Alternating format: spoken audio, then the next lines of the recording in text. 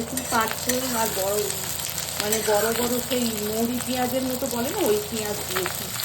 এবার আদা আর কাঁচা লঙ্কা পেস্ট দিয়ে দিচ্ছি।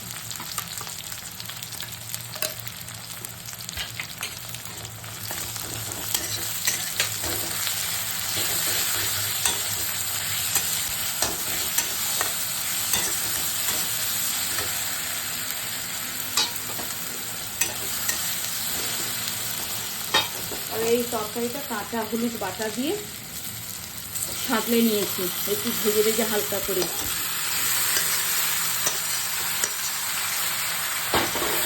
এতে দিয়েছি সিম, আলু, বেগুন, মূলো আর পালং শাক। এখন 2 আঁটি পালং শাক দিয়েছি, কোথায় চলে গেছে।